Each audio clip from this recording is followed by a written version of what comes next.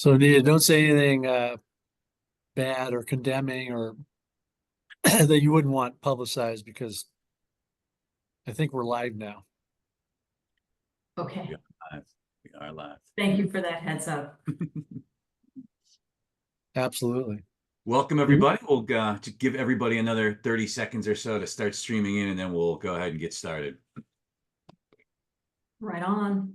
So Rich, are you when's the trade deadline for Major League Baseball? It was this past Tuesday. So Oh, yeah, shows what I know. yeah. There was Any a lot. big moves out there? The Dodgers got a couple guys, of course, Jack Flaherty. The Orioles picked up a couple pitchers, and Eloy Jimenez from the White Sox. My Tribe picked up pretty nice outfielder from the Nats, and then Alex Cobb from the Giants. Yeah, the Yankees got Jazz Chisholm, who's a real nice player. So the rich get richer. So we'll see what happens. Tribe has the best record in baseball right now, so which is crazy. Colorado And has a BMW event, golf, Castle Pines here in a few Oh, weeks. that's right, which is beautiful course. Yeah, that's right. That's coming up in a couple weeks. So Star will be in the house. cool. All right, let's go ahead and get into it.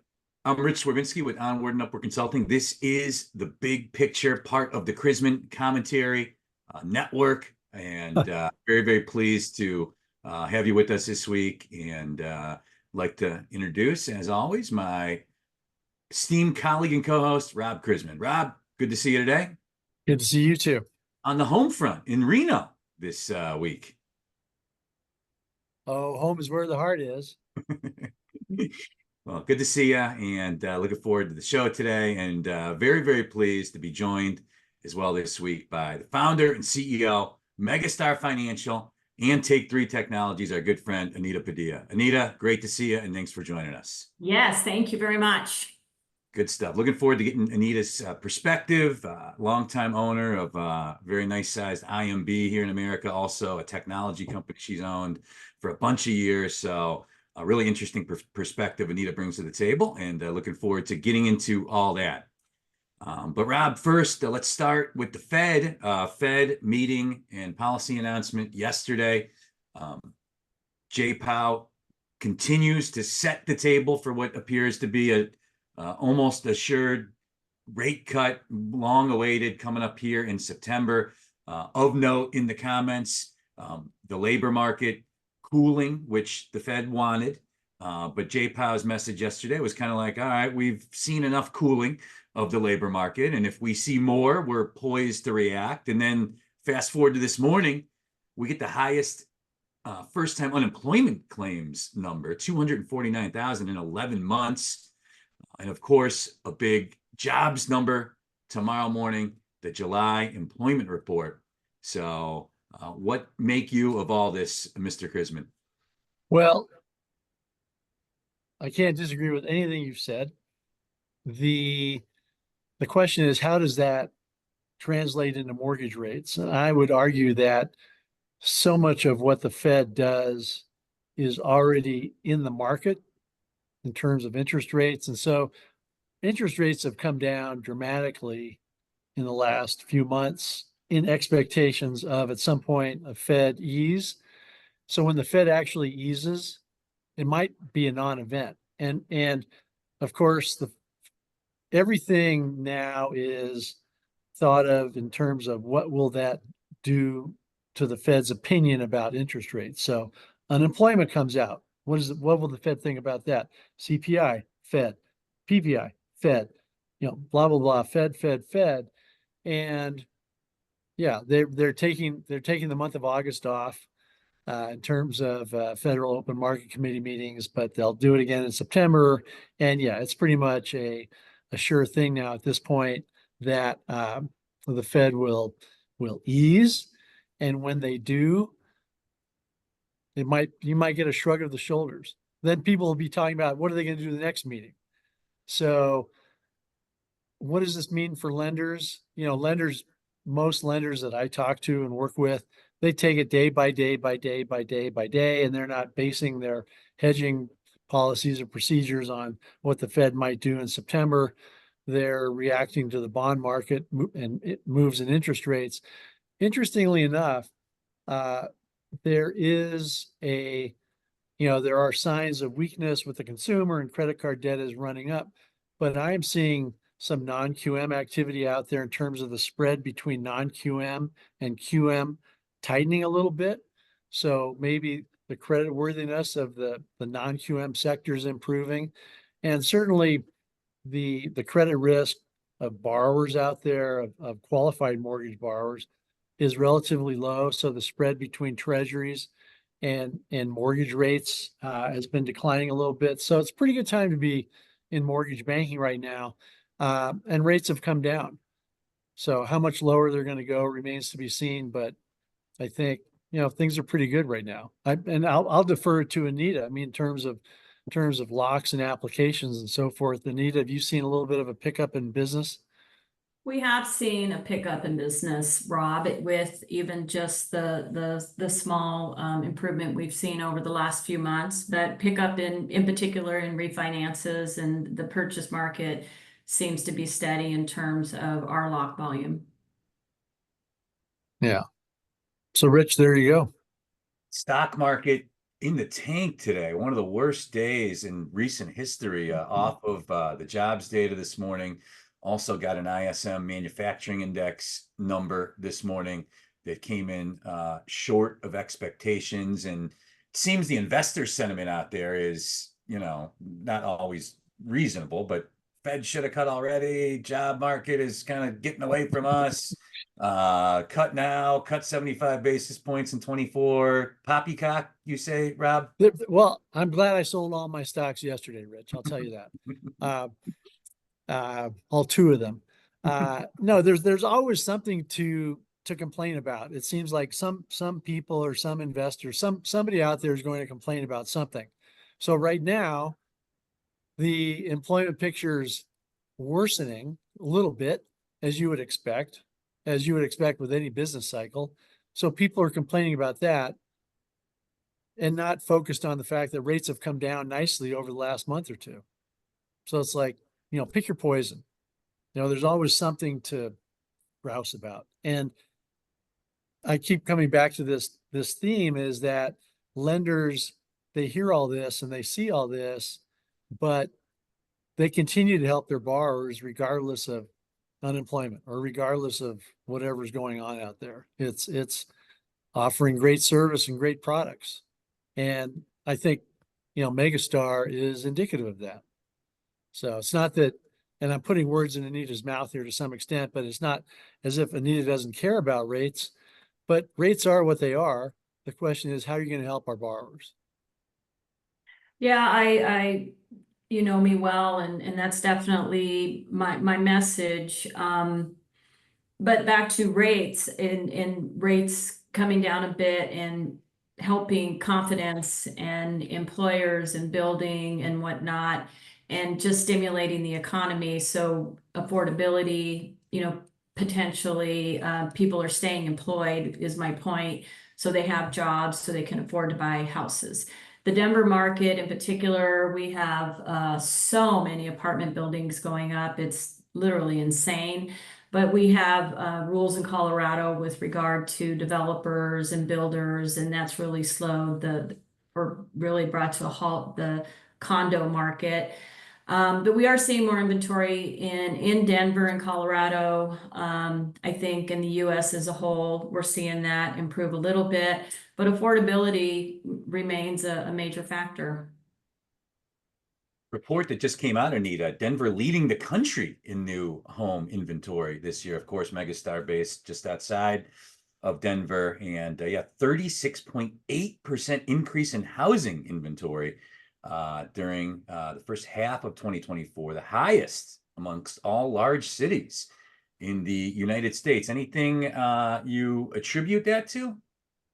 No, I don't. I've thought about that. I read that, and I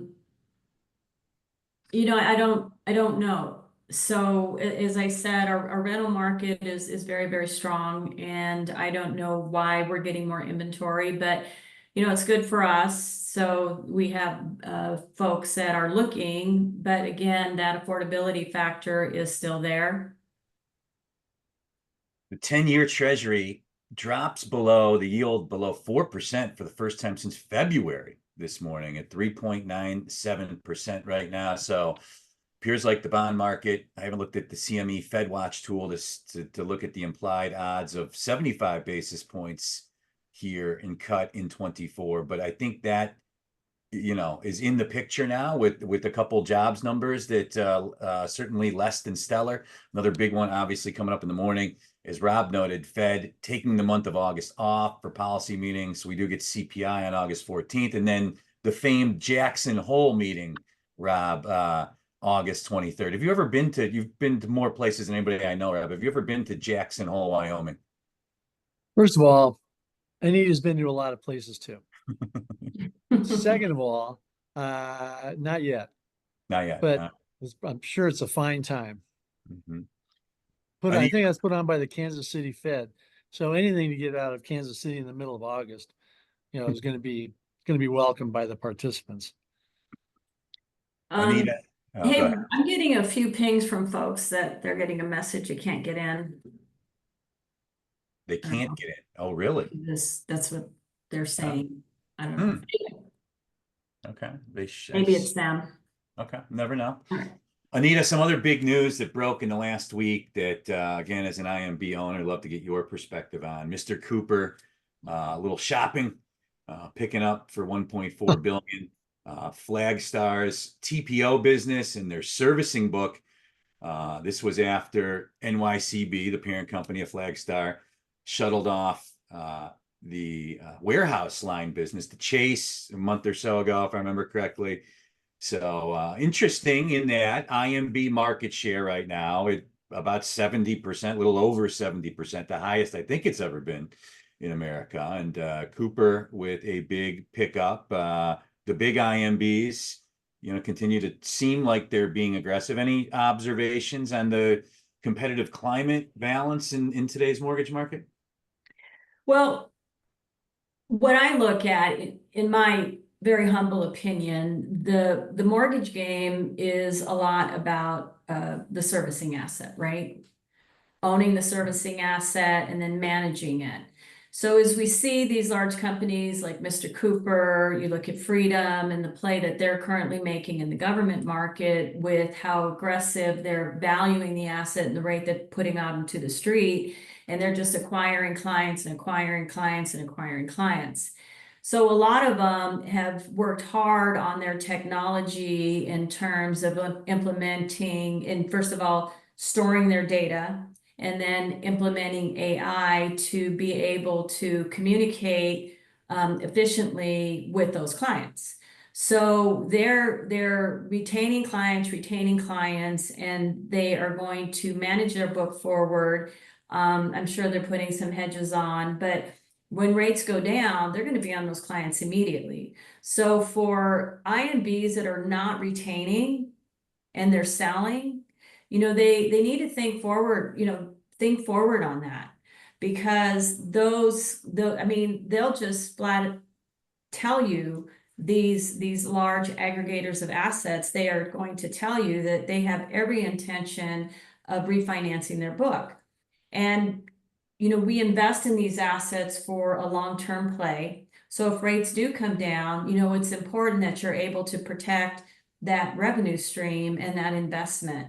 So when I look at Mr. Cooper, or again, what Freedom's doing in our market, I'm very much focused on the fact that we retain our servicing, because it is critical to stay in flow with our clients and manage the data and have our loan officers teed up. So if the rates drop, literally it is a push of the button, and you automatically know what customers are in the money, who's going to get a tangible benefit, your ability to push that out, and then have a smart point of sale that, because you're going to need assistance, and let the client go online, make the application, have the point of sale say, we need this information, we need this information, and we need this information to process, and then have your LOS implement technologies like robots to process the loan while incorporating human intelligence. And the human intelligence piece is mission critical, because loan officers who have been in this business, they know how to structure deals. You combine technology with that talent, and it's very productive. Some companies potentially use lesser talent or people who are just getting into the business. But if you look at what like Rocket has done, you know, just really very, very smart in terms of how they have aggregated data, their data quality, their information is up to date, it's relevant to what they're doing, and it continues, more importantly, to provide the continuing learning and education and teeing it up to the mortgage bankers that are working for them to help them provide a great level of service. And we've seen their market share increase. But Rocket is really not doing anything different than Mr. Cooper or Freedom in terms of aggregating the MSR asset. This is The Big Picture. I'm Rich Swerbinsky with Downward and Upward Consulting, part of the Chrisman Commentary Network. And we're also, if you're interested in sponsoring the show, please reach out to myself or Robbie Chrisman, and we're happy to share some details with you. And Anita, such salient points there. One of the predictors of doom for IMBs just over time is having no assets besides your production, having no servicing, having no proprietary tech. You've built your company the exact opposite way, holding the servicing, and you actually created a technology company that has several great products that implemented with your company and others. And want to just get your perspective on AI, the buzzword right now, not just in the mortgage industry, but you're just seeing more and more and more use cases daily, practical use cases of how it's positively impacting people and companies. And take three technologies. Where are you guys at? I know you've been spending a lot of time observing AI and working to incorporate it into products. Where are you at right now with AI? And I guess give us some of your general thoughts on artificial intelligence in the mortgage industry more broadly. Well, I'll start by saying AI, you know, it is a new buzzword because it's been around, I think, since it was introduced in like the 1950s or 60s, you know, and when you think about some of the more popular things that were introduced decades after that, but like playing chess, right? It's just really a matter of putting data in an organized manner and then telling the system how to make a decision based on the board, and then what decisions worked and what decisions didn't work, and it just continues to aggregate. Or like photo recognition is like your fingerprint, right? The computer will learn the pixels, so and then they attach a name to that, Rob Chrisman. So when his photo comes up, the computer is able to look at the pixels and say, oh, that's Rob Chrisman. But our industry is just plagued. You know, this morning I got an email. It said, in a simple sense, we're supporting the loan setup and QC roles by leveraging AI plus machine learning built to automate common lending workflows. It really works best for lenders that want to eliminate redundant manual processes so that those same team members can instead focus more time on higher impact activities for origination. So, you know, we get these messages every single day, right? People are sending them, and you're like, oh my goodness, right? But the reality is, it starts with information that a computer can ping to give an accurate result. I mean, that's it. So when I started Take 3, it was an independent mortgage banker. We worked on Calyx Point for many, many years.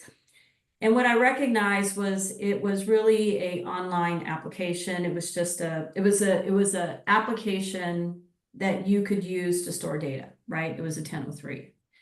And by organizing that data, putting the information on the cloud, so it's shareable by everybody. But AI has to ping accurate data. It has to. So if you can do that and incorporate human intelligence, and I think that's a really important part here, is the system can read the data, it can make decisions. So like our first product was the rule tool. And we introduced the rule tool decades ago. We now have thousands of users across the United States. And mind you, I am a huge advocate for what I call the relationship loan officer. The loan officer that goes out and builds relationships with consumers. They structure deals. They're smart people. And the goal is really just to bring information to them because they're the ones meeting with the family. So with the rule tool, I thought, okay, we have 5 agencies, then we have lots of aggregators who overlay the agencies. Then you have the jumbo products with their very own guidelines. How do we get this information to a loan officer who's meeting with a family at 2 o'clock in the afternoon on a Sunday? So very simply is we aggregate all that data, we update it all day, every day, 5 days a week. We store it on the cloud, and then we simply allow the loan officer to either go to their mobile app or their desktop. Even in your car, you can say, hey, Siri, you just add the rule tool as a contact. Then you say, hey, Siri, ping the rule tool. What's the rule for FHA, manufactured, whatever, and the system will come back and it'll give you the information. So by empowering humans, we help them be more successful.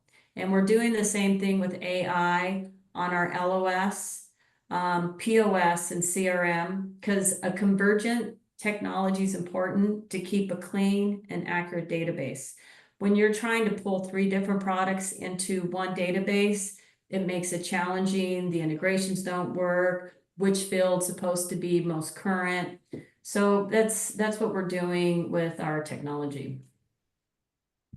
Anita, are you to the point where I could ask my automatic, that little speaker there in the corner of the house, like tell me about underwriting guidelines? Yes. We are. Siri? Yeah, you have to put the contact in the phone, just like you say, Siri, call Anita. Tell her to send me some good wine. Did you hear that? When you said that, my phone just called you. That's why it's being right. That is hysterical. Calling Anita. Yeah, we really are at that point. So you can, so if I have Siri as a contact, you have the rule tool as a contact. I could ask Siri, the rule tool, I could ask my phone about FHA underwriting guidelines. Yep. You sure could. It's a fun way to drive to work.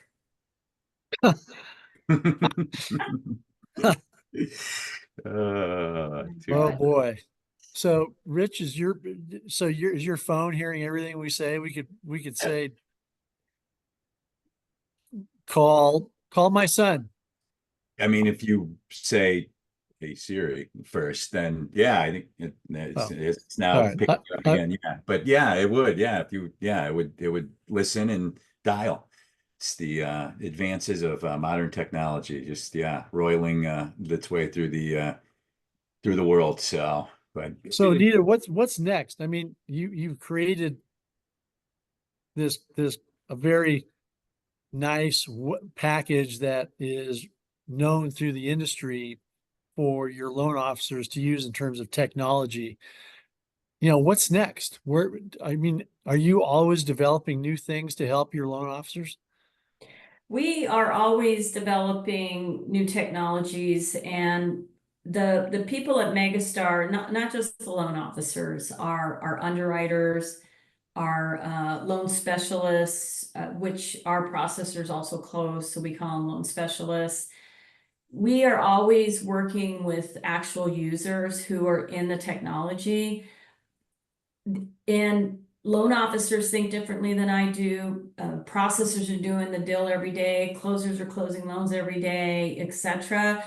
And it's so important to have that core that we can work with to develop technologies, because user acceptance is critical. And if people aren't using it, then what's the point of developing the technology? So we're continuously tweaking it. We recently, and I don't know if I'm embarrassed to say this or not, but I was working with some of our salespeople, and we were working on the CRM, and we have what we call sales activities. So the system is consistently scanning the data, and it is stacking sales activities for the loan officer. So when they log in, they're like, okay, today's Rob's birthday, it's Rich's 1-year anniversary, I need to do an annual review and whatnot, or this customer hasn't signed their e-consent.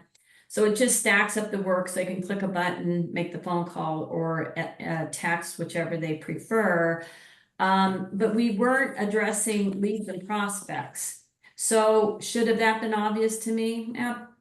In hindsight, yes, but it really wasn't. So we've incorporated now a lead or prospect. So if a loan officer just meets somebody and they want to have them as a contact plus a prospect, the system will then add them to that work stack and then also start a communication flow with the client. And, things like just setting up their portal, we get permission to have a mobile app to the consumer, so that loan officer is always in flow with the client before the process, during the process, and then after the process. But it all goes back to data. Everything goes back to having a clean database. And for your users, I would suggest this book. So last year, it's called Co-Intelligence, Living and Working with AI. It's on paperback, hardback, and you can also access it through your phone application. Ethan Mollick, Mollick, is the author. But I think it's a really good book. He does a lot of examples, like he talks about how Amazon uses AI and how they have gathered all of this data and how they warehouse it and how they build robots to do certain functions, pinging against the data. They use it to anticipate the product that they need to have on their shelves. But, data is just powerful. And this gentleman actually spoke last December at JP Morgan's Housing Summit that I was privileged to attend. Jamie Dimon is always there. I think he's amazing. But Ethan does a really good job explaining AI. So I would recommend, people get the book and read it. So when you are being asked to buy certain technologies, you can kind of think about how am I going to manage my database? Because I can't use robots. I can't even use AI effectively if I don't have a current and accurate database. Siri, order me Co-Intelligence.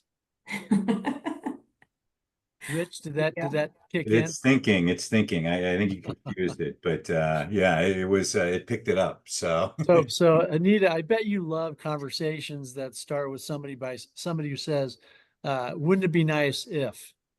Oh, yes, I do. I love that. And again, I have to give a lot of credit to my team members for being so kind to sit and talk to me about this stuff. And I just think it's fascinating. And what I learned from them is amazing, just because they're human beings doing the job and relating to people and then building technology to tee them up to be more successful. So processors can close and process more volume than a processor doing it traditionally. We just want to empower people with knowledge and then, but keeping them in charge, because one of the things the book will talk about is AI going crazy. The state of Colorado, Governor Polis just enacted an AI law, which I thought was really brilliant.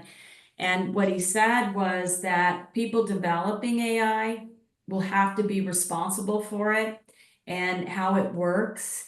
So it's pretty light in terms of your ability to really expand your AI builds, but it does make people stop and think about what you're doing, because you don't want the AI to go rogue, right?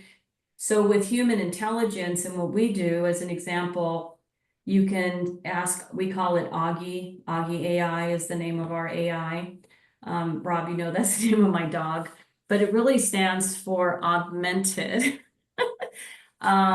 So it will say, I just saw your final inspection came in on this purchase transaction, not your final inspection, your property inspection on this purchase transaction.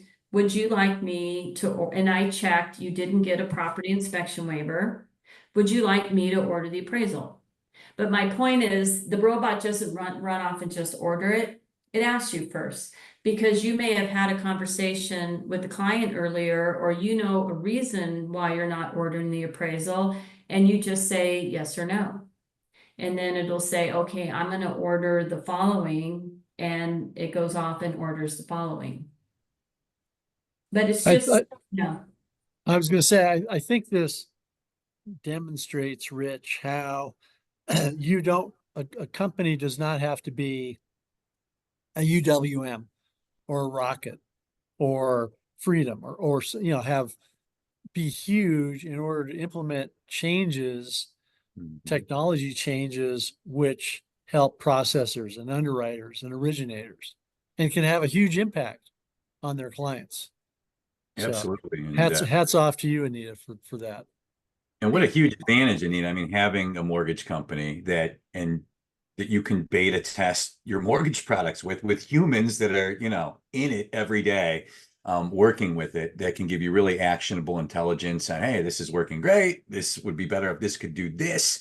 One question though, companies with less controls like than you have at MegaStar, any fears of any like unintended consequences of the rise of AI in the mortgage industry? I know like the CFPB has spoken a couple times about how they're just watching, you know, fearful maybe of some potential unintended biases and decision making.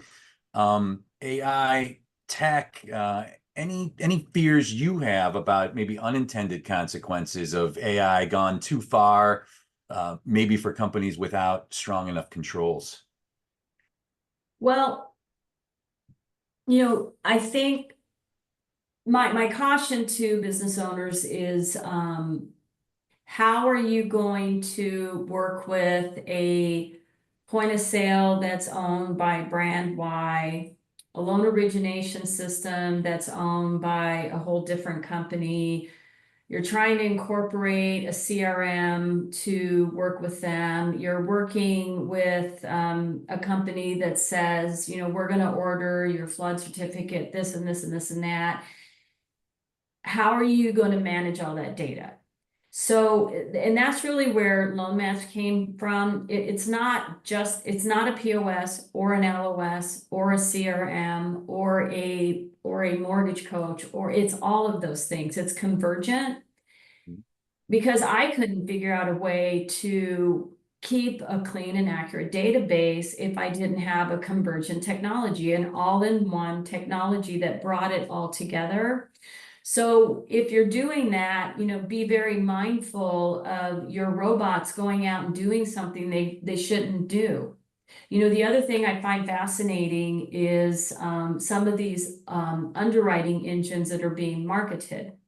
And I've said, but Fannie and Freddie give you a really great AUS engine. And not only is it great, but the deliverable, the AUS is, you can deliver it into the secondary market. So the secondary market isn't positioned today to accept, only Fannie and Freddie issue digital validation on certain parts of the file, income assets, you know, and the system will make a credit decision. But past that, we're very document centric. So if you look at the agencies and then you top the rating agencies on top of that, you know, the rating agencies are going to the market with a file that has certain documentation, certain calculations. And as lenders, we have to deliver into that or we have an unsellable loan. So when companies are saying, you know, buy this, buy that, you really need to be mindful of what's your ROI. So back to these technologies that are wanting to underwrite your file, I think to myself, well, really, if you have valid data in your 1003, and whether you establish that through a digital verification service, like the account check as an example, you can also use the work number at a much higher price. But if you're going to use the work number and not incorporate the digital validation, is it really worth the investment? So you can also retrieve pay stubs and W-2s. Loan maps will have Fannie Mae's new self-employed income calculator in the technology. We are one of 3 technologies that Fannie Mae rolled that out with. So for the clients, not just the MegaStar clients, but other clients on loan maps, they'll be able to use the calculator with the tax return and get a day one certainty on a self-employed income.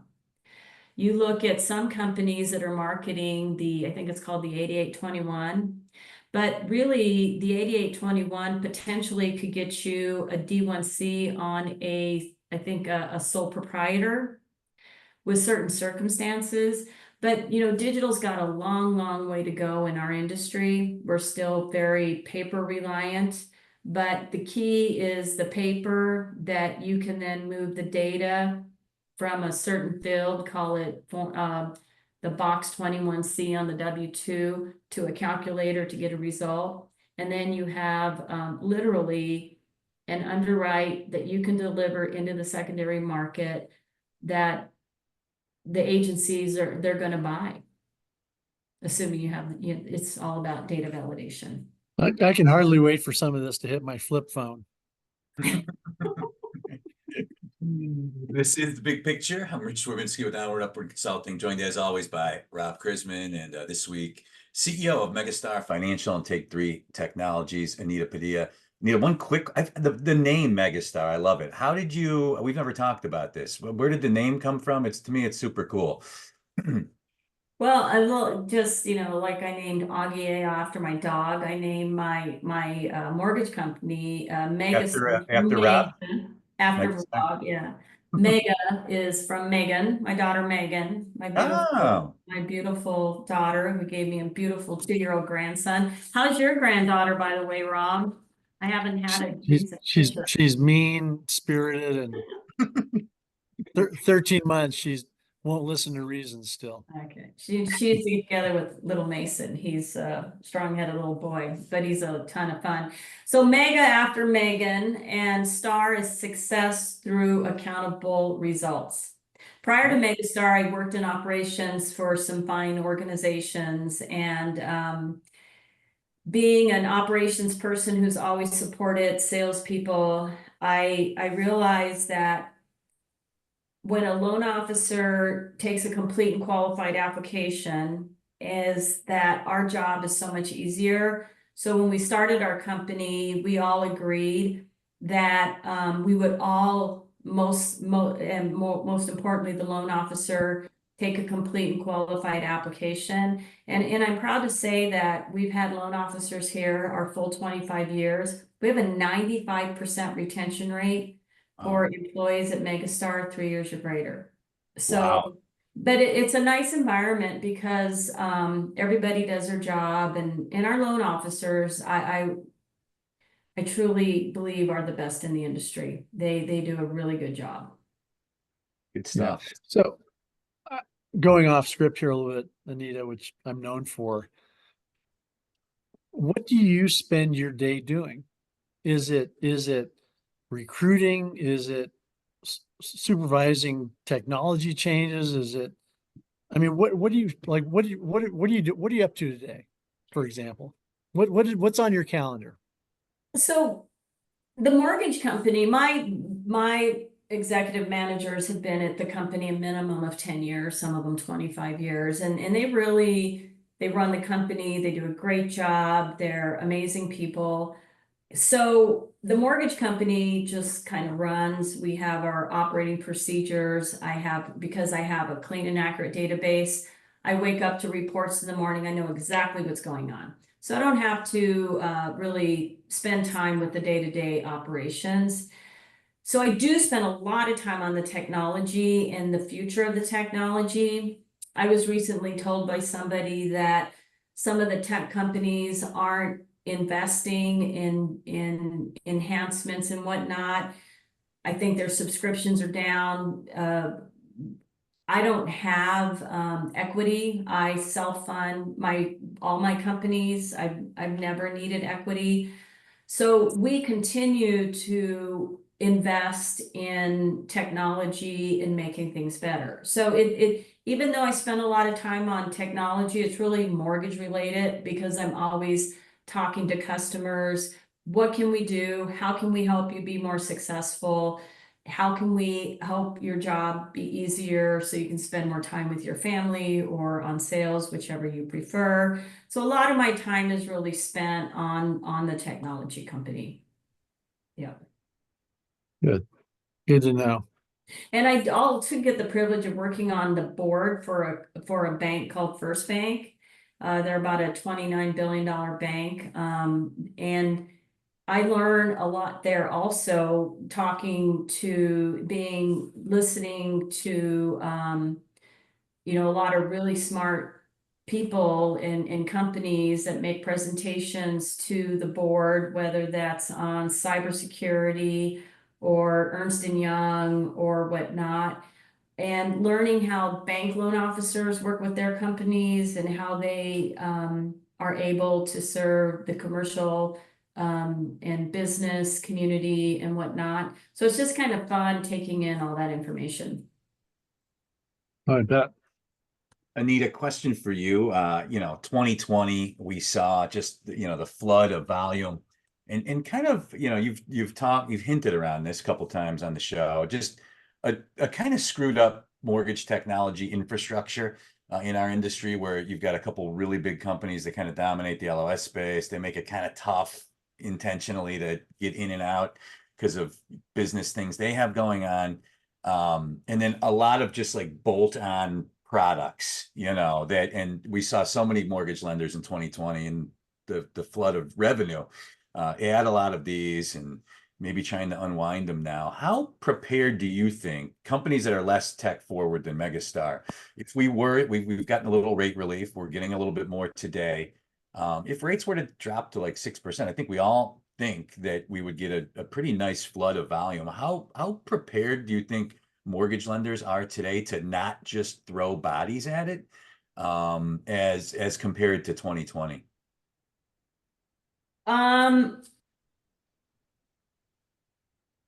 So a lot of companies, so some of these giant technologies, when you look back on the history of our industry, and they were introduced into the market, I think at around 1995, give or take 5 years. And at that point in time, the point of sale didn't really exist, right? It was the loan origination system. So that was really the core focus, and a lot of people bought into those giant techs. From there, as the market moved and the need for a point of sale came in particular, the flood of business we went through. It was not possible for one loan officer to sit with every client or be on the phone with every client, take an application. You just couldn't do it. So the point of sale being introduced, and then to get the applications in, but that's just the application, right? Then you got to move it forward.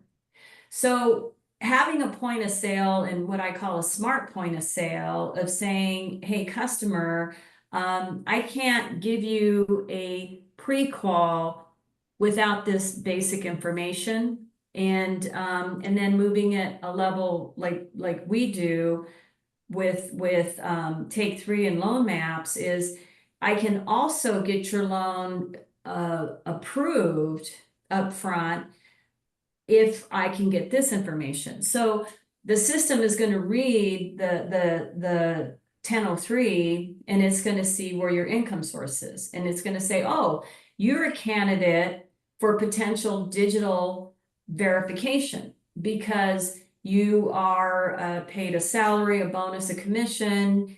You have been on your job for this amount of time. If you have had, it'll ask you a question, have you been depositing that income into the same into a financial institution consistently over 12 months?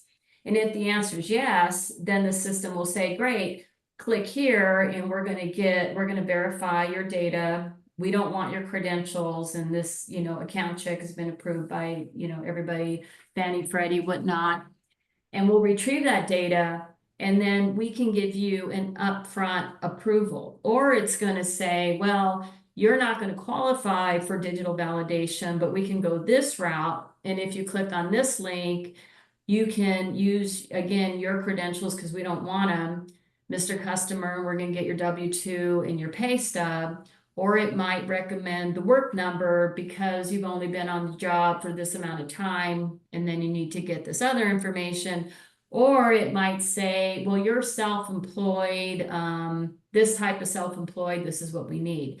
But my point is, the computer is doing a lot of the work for the loan officer. So the loan officer gets that application and they they have an upfront approval with conditions.